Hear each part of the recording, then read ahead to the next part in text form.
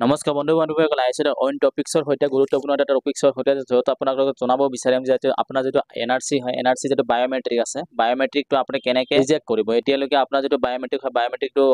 Under প্ৰচেছিঙত আছে তেতিয়াহ'লে আপুনি কেনেকৈ মেইল এটা কৰিব লাগে আপুনি এটা মেইল কৰিব লাগে আৰু আপোনাৰ যিটো বায়োমেট্ৰিকটো হয় বায়োমেট্ৰিকটো আনলক কৰি দিব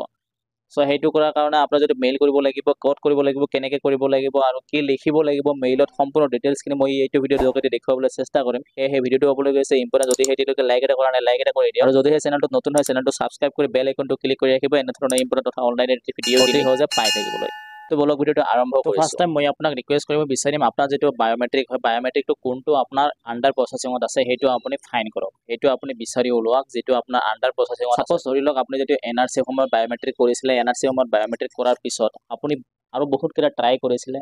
আধাৰ কাৰ্ড বনোৱাৰ কাৰণে আপুনি বহুতকেইটা ট্ৰাই কৰিছিলে এপ্লাই কৰিছিলে চ' তাৰ ভিতৰত আপোনাৰ 4টা 5টা বা 3টা কিমানটা হ'ব পাৰে আপুনি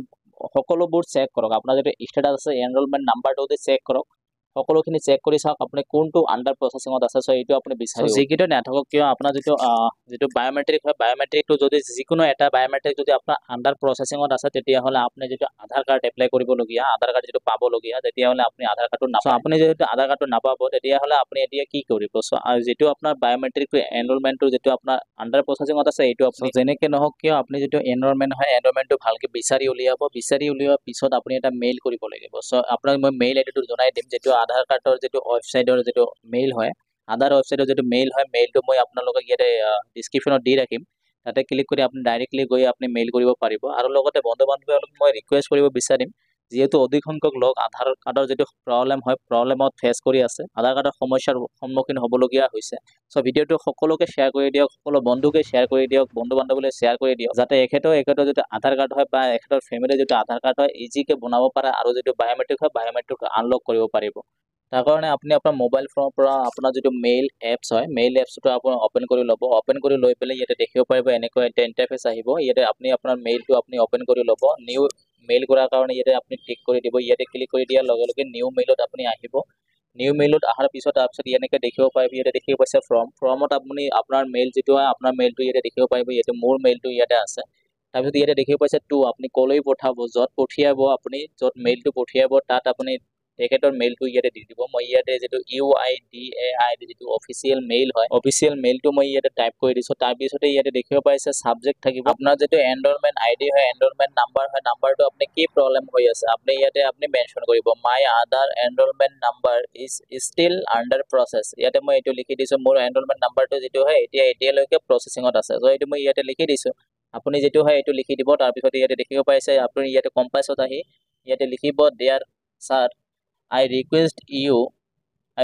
to you that kindly help me with Aadhaar. My enrollment number is in under process still now. তাৰপিছতে ইয়াতে লিখি দিব I humble request to you please solve this problem. It would be a great help for me. ইয়াতে মই এনেকৈ লিখি দিছোঁ তাৰপিছতে আপুনি ইয়াতে এনৰলমেণ্ট নাম্বাৰটো ইয়াতে লিখি দিব এনৰলমেণ্ট নাম্বাৰ তাৰপিছতে ইয়াতে এনৰলমেণ্ট নাম্বাৰটো টাইপ কৰি দিব তাৰপিছত ইয়াতে ডেট যিটো থাকিব ডেটটো টাইপ কৰি দিব তাৰপিছত অলপমান স্পেচ দি পেলাই তললৈ আহিব তলত স্পেচ দি পেলাই ইয়াতে লিখি দিব থেংক ইউ তাৰপিছত ইয়াতে নেমটো লিখি দিব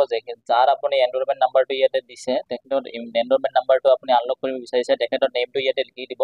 তাৰপিছতে আপোনাৰ মোবাইল নাম্বাৰ এটা দি দিব দি পেলাই ইয়াতে দেখিব পাইছে এটাচ ইয়াতে কোণত দেখি পাইছে এটাচত আপুনি টাইপ কৰি দি পেলাই আপোনাৰ যিটো এনৰলমেণ্ট ৰিচিপ্ট হয় একনলেজমেণ্ট ৰিচিপ্টখন আপুনি ইয়াৰ পৰা চিলেক্ট কৰি লৈ ল'ব আপোনাৰ মোবাইল ফোনৰ গেলাৰী অ'পেন হৈ আহিব ইয়াৰ পৰা আপুনি যিটো আপোনাৰ এনৰলমেণ্ট ৰিচিপ্টটো চিলেক্ট কৰি ল'ব চিলেক্ট কৰি লৈ পেলাই ইয়াতে দেখিব এনৰলমেণ্ট ৰিচিপ্টটো ইয়াতে মোৰ এটাচ হৈ গৈছে তাৰপিছতে ইয়াতে মই এতিয়া সেন্ড কৰি দিব লাগিব দেখিব পাইছে মই ইয়াতে সেন্ডত ক্লিক কৰি দিছোঁ সেন্ডত ক্লিক কৰি দিয়াৰ পিছতে 48 আৱাৰ্ছৰ ভিতৰত মোৰ এইটো ৰিপ্লাই আহিব চ' ৰিপ্লাই আহিলে এইটো যদি প্ৰচেছিঙত আছে যদিহে মোৰ সকলোখিনি ডিটেইলছ ঠিকে আছে এইটো এনৰলমেণ্টৰ যদি ডিটেইলছখিনি হয় নেম ডেট অফ বাৰ্থকে আদি কৰি ডকুমেণ্টছ যদি সকলোখিনি কাৰেক্ট আছে তেতিয়াহ'লে মই এইটো আধাৰ জেনেৰেট হ'ব আৰু যদিহে কাৰেক্ট নাই তেতিয়াহ'লে মোৰ যিটো এনৰলমেণ্ট প্ৰচেছিঙত আছিলে তেতিয়াহ'লে এইটো ৰিজেক্ট কৰি দিব চ' ৰিজেক্ট কৰি দিয়াৰ পিছতে মই বেলেগকৈ এটা এনৰলমেণ্ট বা বেলেগকৈ এটা আধাৰ এপ্লাই কৰিব তাৰপিছতে ইয়াতে দেখিব পাইছে মই এতিয়া ষ্টেটাছটো চেক কৰিম ইয়াতে মই ষ্টেটাছটো চেক কৰি এতিয়া দেখিব পাৰিলোঁ এতিয়া দেখিব পাইছে মোৰ যিটো এনৰলমেণ্ট নাম্বাৰ যিটো হয় নাম্বাৰটো যিটো আধাৰ হয় আধাৰটো মোৰ ইয়াতে জেনেৰেট হৈ গ'ল ইয়াতে দেখিব আধাৰটো জেনেৰেট হৈ গ'ল ইয়াতে দেখিব পাইছে জেনেৰেট হৈছে মোৰ আধাৰটো